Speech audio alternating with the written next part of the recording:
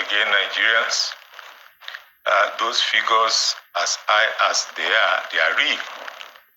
That many people in Nigeria cannot sleep because of hunger. And the rest of us, also in Nigeria, cannot sleep because of the fear of the hungry.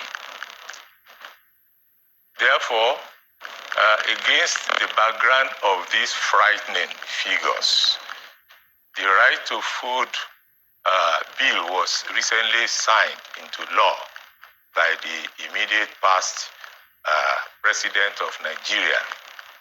It has a context to it, and it has a back story to it. But in essence, the aim of the law is at stemming the perennial trend of policy failures in Nigeria to make the country food secure. So many programs of government had come and gone without achieving this objective. The Operation Feed the Nation, the Green Revolution, the NALDA, the DFRI, and so on and so forth.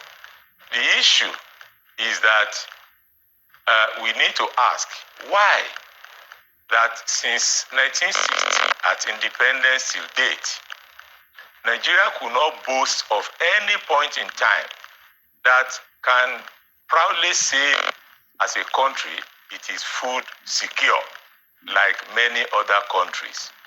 So we looked at that situation and observed that there are two possibilities. Technology that we are deploying is inadequate. Second, the policy environment for implementing these programs and projects is also deficient. On our own part, we see that technology that had worked elsewhere can also work in Nigeria. So we zeroed in on the policy arena, that indeed, even though technology matters a lot for agriculture to thrive in this country, policy matters even the more. Therefore, we need a scheme, a framework law that needs to make failure of agricultural policies in this country practically consequential upon government as owners of these policies, and also consequential upon the private sector and other people in that sector. If there is no consequence, everybody, including government, will be doing what is right in their own eyes. Therefore, this law was initiated at my own organization back in 2010 when we entered the National Assembly, that we need a law that makes food a right of all Nigerians, so that it will be inalienable, it will be consequential, it will be actionable by anybody whose right is violated, and justiciable in our law, and eventually remediable where necessary. So that was the background thought behind the bill that went into National Assembly in 2010. And we had a consortium of organizations of like-minded people who feel that something needed to be done. My own organization is Farm and Infrastructure Foundation.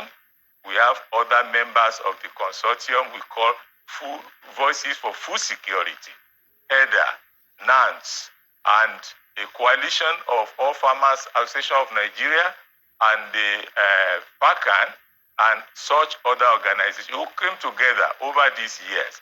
Over 13 years, we were battling in the National Assembly for this bill to see the light of day. So we were happy that in 2022, last year, in March, the National Assembly passed it, and because it's a constitutional amendment bill, it needed to go to the 36 states for their concurrence.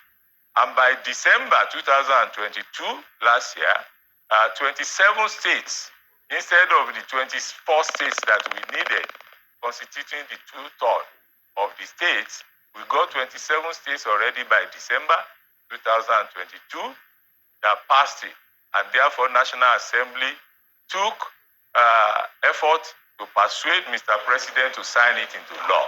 And in March of this year, President Buhari signed it into law as the last on the list of 16 constitutional amendment bills that he signed in the penultimate period of his exit as president. The viewpoint of this law is that we must hold government accountable. What is missing in all the provisions of the Constitution that have not been complied with? Provision for education, provision for other good things of life. The missing link is that government does not account to anybody in the event of failure of these provisions to hold. In the event of policy failure in several directions, who asks government question? Who takes him up? How does the generality of the people whose lives are affected, how do they demand policy responsibility from government? This law is embedded inside it the avenue to make government accountable in such a way that if accountability is not provided, is consequential upon government. We are presently working on the framework for its implementation. All serious dimensions of the law cannot be inside the provisions as it were in the Constitution. But we are to put up an implementation framework, including implementing regulations, which will spell out the consequence for government when it fails to deliver the food entitlements of the people. If the same thing goes in the arena of education and other arenas where Constitution says government should do this and they are failing to do it, if it continues to be without consequence, that is how it will be forever. But in this Right to Food Act, we are going to ensure that both government sector, private sector, and their agents are responsibility bound to account for the outcomes of their food policies. And when policies fail to deliver, there are certain things, I don't want to go into what those things could be. There are certain things that will constitute the consequences on that private sector, on the public sector. For example, if you pass the Third Mainland Bridge and you perceive the stench on that bridge just due to industrial effluents entering the creeks of the Atlantic Ocean, and all the fishes that have been killed, all the human lives that have been affected, without question for ages, if there is no basis for accountability, for consequences, for justiciability, for remedies, and so on, when a private sector does that, all those industries in Lagos, and they are put on notice and they refuse to stop pouring effluents into the water bodies for fishes to die, then we evoke the law for the consequences that will befall them. It had happened in many countries. Even when drought happens, when flood happens, and development partners will gather money and assist Nigeria to deliver certain succor to them, and it will not reach them. Rather, it will leak through permanent channels of robbery, of fraud, and so on and so forth. And nothing happens in the end. That is the problem. We as an organization, we are battle ready to take on any industry that its actions constitute inimical consequences to people's right to food and demand remedy from them. Maybe when we begin to do this, they will sit up and begin to obey the laws of the land, both government and the people. So these are the mechanisms by which differences will be introduced between what is happening now in other aspects of the economy and what will begin to happen in the aspects of food from this point on. Thank you very much. Our viewpoint is that agricultural development could be separated into two planks. One, and the more important, is food security. Okay. The second is agribusiness. It is in the regime of agribusiness that we talk of a market for food. Otherwise, naturally, food security, as the name sounds, is a social commodity. And first and foremost, all policies should focus food security as such that the set of policies that will enhance the business part of it, that is agribusiness, will be different from the set of policies that will promote food security. Our several endeavors to make this nation food secure, which we have not realized, is found in all the bits and pieces of the issues that you have raised this morning. Issues of capacity, human capacity, natural capacity, natural resources. How much of land is there? Plenty. So the capacity is there. The market is predetermined.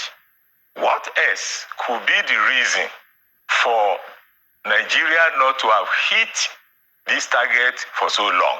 It is what my colleagues here have referred to variously as holistic approach or enabling environment. All amounts to the policy sector of agricultural development. And that is why this particular act is serious. Year in, year out, government does its best. It does what is good in its own eyes to intervene in the market for food security. But the effort does not show, it does not amount to success because the policy environment is unstable, is unsustainable, and is not working simply because of what I can call policy impunity, whereby the policy actors themselves are the primary factors pushing for them not to work. So we want to remove that situation of impunity by this law. We want to make government accountable in terms of its policies, policy accountability. We also desire to have policy transparency, policy responsibility, that when government declares a statement of policy, it follows through to the logical conclusion. Those are the things that are missing, why the food environment appears deficient. If the policy environment is fixed, as we intend to do under this law, all other things will fall in place. The farmers who devote their energy to producing on land that is abundant capacity will be able to succeed and generate incremental food production that will make us food secure. So food security is primary. It is the first thing before we begin to talk of export. Nations that have succeeded didn't start from export. Looking first at export. Inputs into production, fertilizer, seed, and pesticides, also behind financing agriculture, particularly financial credit facilities for farmers to be able to perform well during the season. We need to organize our market and all that. But above all, government needs to gear up to serious implementation of the new Right to Food Act so that it can become accountable to the people about agricultural policies in this country and can be transparent and follow due process in order to mobilize people to demand good policies from their governments at national, state, and local levels. Ogbolagade Ayola, Professor of Agricultural Economics and Policy, President, Farm and Infrastructure Foundation, and Chairman, Voices for Food Security, and he's also a member and committee chair, Nigeria Zero Hunger Forum. Thank you very much for coming on Sunrise. Our thanks also go to